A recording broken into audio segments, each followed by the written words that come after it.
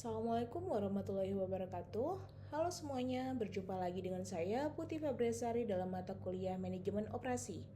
Di video kali ini kita akan membahas tentang proses strategi. Tujuan pembelajaran dari materi kali ini adalah untuk menjelaskan 4 strategi proses, kemudian untuk menjelaskan interaksi pelanggan dalam proses layanan dan juga untuk mengidentifikasi kemajuan terkini dalam teknologi produksi. Proses strategi atau strategi proses merupakan salah satu keputusan penting yang harus diambil manajemen operasional dalam memilih cara produksi yang efisien dan tidak boros. Artinya, para manajer ini harus menggunakan energi, bahan baku, dan juga waktu sehemat mungkin agar produksi tidak merusak lingkungan dan bisa terus dilakukan dalam jangka panjang. Strategi proses adalah cara organisasi mengubah input seperti tenaga kerja dan bahan baku menjadi output berupa barang atau jasa. Strategi ini bisa berbentuk produksi massal, produksi berdasarkan pesanan, atau sistem fleksibel tergantung pada jenis produk dan juga kebutuhan pasar. Proses produksi harus dirancang untuk menghasilkan produk atau layanan yang memenuhi kebutuhan pelanggan, tetapi juga harus mempertimbangkan batasan biaya, waktu, kapasitas, dan sumber daya yang tersedia. Artinya, proses harus efektif dalam kualitas dan efisien dalam pengeluaran. Strategi proses memiliki dampak jangka panjang bagi perusahaan. Strategi proses yang dipilih akan sangat berpengaruh pada efisiensi, kemudian fleksibilitas, biaya produksi, dan juga kualitas produk. Pilihan proses yang tepat akan memberikan keuntungan kompetitif dan mendukung pertumbuhan bisnis dalam jangka panjang. Terdapat 4 strategi proses dalam manajemen operasi. Yang pertama adalah proses fokus. Proses fokus merupakan pendekatan produksi yang digunakan untuk menghasilkan beragam produk dalam jumlah kecil. Sebagian besar fasilitas produksi di dunia, terutama job shops, menggunakan pendekatan ini. Produk dibuat berdasarkan pesanan khusus atau kebutuhan pelanggan sehingga fleksibilitas sangat tinggi. Fasilitas dengan proses fokus diatur berdasarkan jenis proses atau pekerjaan, bukan alur produk. Artinya, setiap bagian atau departemen memiliki fungsi tertentu dan produk berpindah dari satu proses ke proses lain sesuai dengan kebutuhan. Contohnya, pabrik terdapat departemen terpisah untuk pengelasan, kemudian setelah dilas masuk ke mesin gerinda dan juga setelah itu baru dicat. Kemudian di kantor-kantor itu terdapat berbagai bagian atau bidang. Ada bagian keuangan, kemudian bagian penjualan dan juga penggajian. Kemudian contoh lainnya ada resto. Ada bagian khusus untuk bar, grill, dan bakery, di mana bagian-bagian tersebut melayani jenis makanan atau minuman yang berbeda.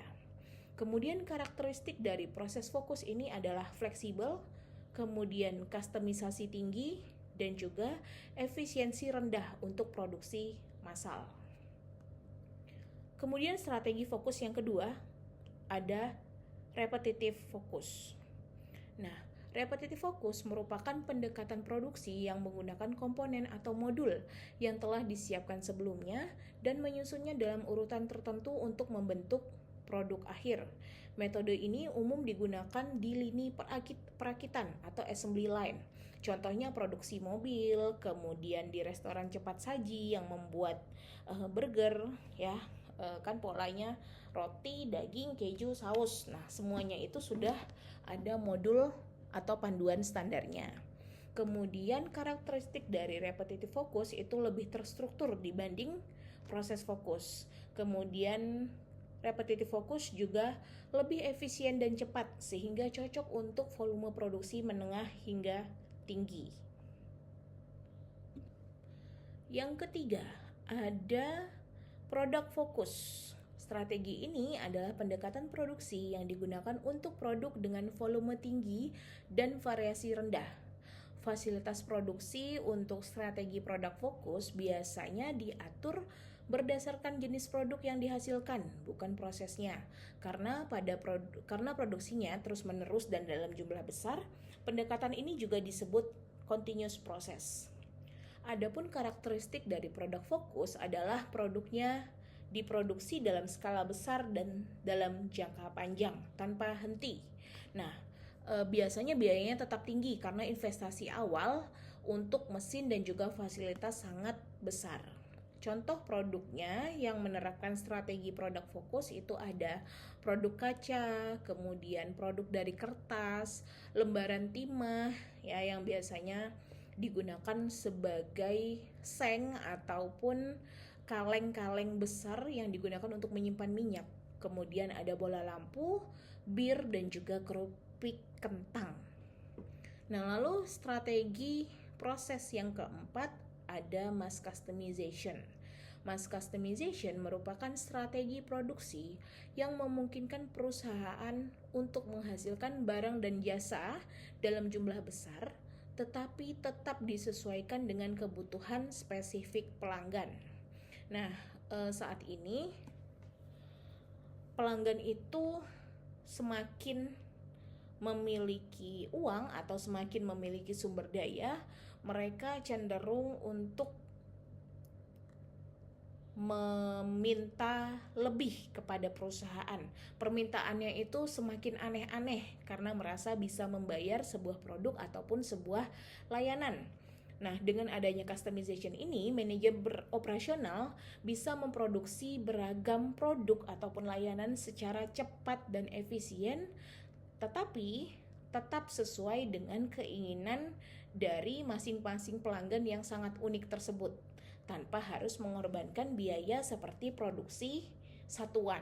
Seperti itu. Tabel ini membandingkan karakteristik utama dari 4 jenis strategi proses. Yang pertama ada proses fokus, seperti yang digunakan di rumah sakit, cocok untuk memproduksi barang atau layanan dalam jumlah kecil dengan variasi yang tinggi. Misalnya, seorang pasien ini butuh operasi. Nah, defaultnya misalnya operasi sesar ya. Defaultnya dari operasi sesar itu adalah bagian tubuhnya disayat, kemudian bayi dikeluarkan, kemudian dijahit lagi luka bekas operasinya. Namun dalam kondisi-kondisi tertentu bisa saja si ibu yang melahirkan ini mengalami perdarahan sehingga diperlukan penanganan lain yang lebih spesifik daripada pasien-pasien lain. Jadi disinilah letak dari jumlahnya kecil nih. Misalnya dalam sehari hanya 1 atau 2 orang yang melakukan operasi sesar, akan tetapi 1 atau 2 orang itu memiliki variasi penanganan yang banyak gitu. Proses ini membutuhkan operator yang sangat terampil karena setiap pekerjaan memiliki instruksi khusus.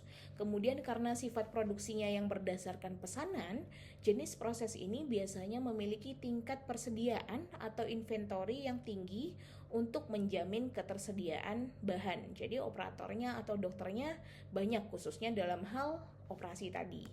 Kemudian sebaliknya untuk repetitive fokus, karena pekerjaannya dilakukan secara berulang, maka karyawan cukup memiliki keterampilan menengah sesuai dengan instruksi kerja di mana instruksinya itu jarang berubah. Nah, proses ini cenderung lebih efisien dalam pengelolaan persediaan sehingga inventory relatif lebih rendah.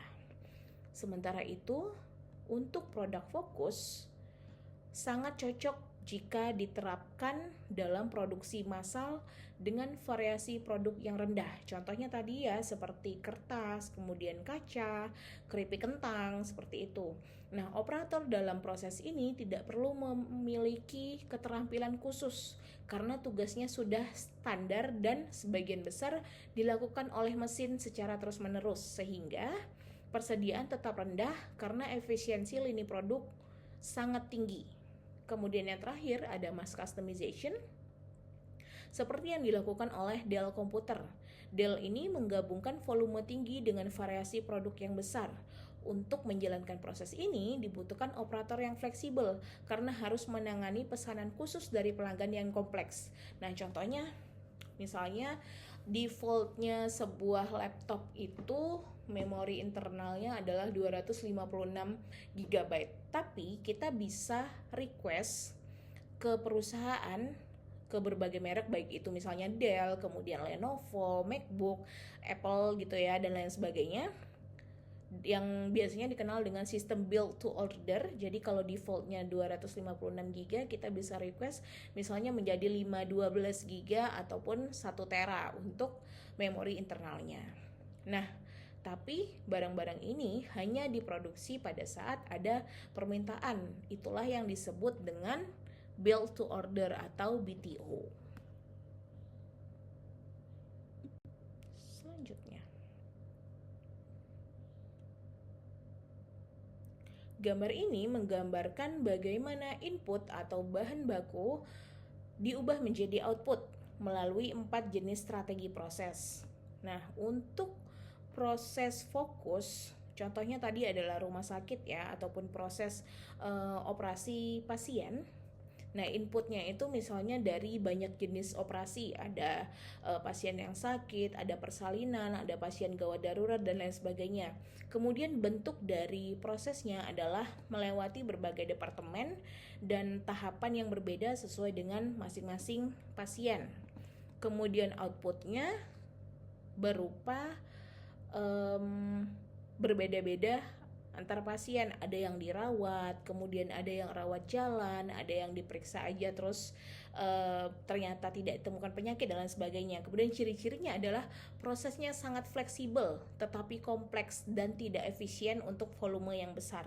Karena apa? Karena seluruh prosesnya disesuaikan dengan kebutuhan si pasien. Beda-beda penyakit, beda-beda keluhan, maka beda juga cara penanganannya. Kemudian untuk yang B atau yang kedua ada repetitive focus. Nah, ini seluruh pekerjaan dibuat berdasarkan modul yang sudah ada sebelumnya. Inputnya berupa bahan baku dan modul. Kemudian prosesnya, modul dikombinasikan untuk menghasilkan berbagai jenis produk. Kemudian outputnya banyak kombinasi produk, misalnya motor dalam berbagai tipe ataupun mobil dalam berbagai tipe.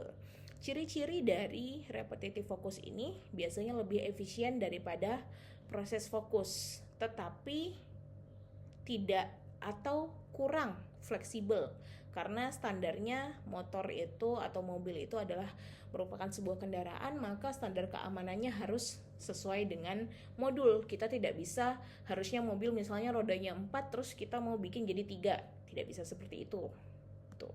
Kemudian yang ketiga atau yang C ada product focus. Inputnya berupa sedikit bahan ya. Sedikit bahan ini bukan sedikit jumlahnya tapi sedikit jenisnya. Misalnya bahannya adalah jagung, kentang, air, dan bumbu. Endingnya adalah keripik kentang atau keripik jagung gitu ya. Kemudian prosesnya lini produksi berkelanjutan dan sangat terstandarisasi karena sebagian besar pekerjaannya dilakukan oleh mesin. Outputnya berupa apa? Outputnya berupa keripik atau makanan yang disajikan seragam semuanya. Yang membedakan hanya ukurannya, misalnya berat, ada yang kemasan kecil beratnya 30 gram, kemudian ada yang 100 gram, ada yang 1 kilo misalnya gitu. Nah, ciri-cirinya adalah untuk produk fokus ini biasanya lebih efisien, cocok untuk produksi massal dengan variasi yang minim. Kemudian yang D, yang keempat ada mass customization, identik dengan high volume and high variety. Volumenya banyak, variasinya juga banyak. Nah, inputnya biasanya terdiri dari komponen-komponen komputer ya, karena tadi kita contohnya pakai Dell. Dell itu perusahaan komputer. Kemudian prosesnya komponen dikombinasikan dari banyak modul.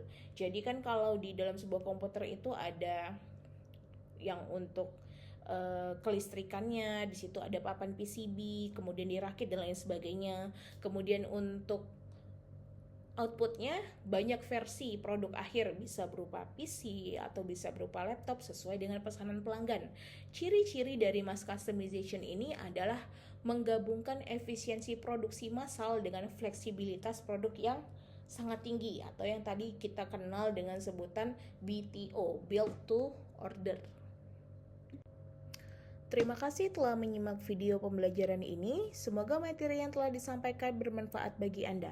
Jangan lupa untuk terus belajar dan berkembang. Sampai jumpa di video selanjutnya dengan materi lanjutan terkait mass customization.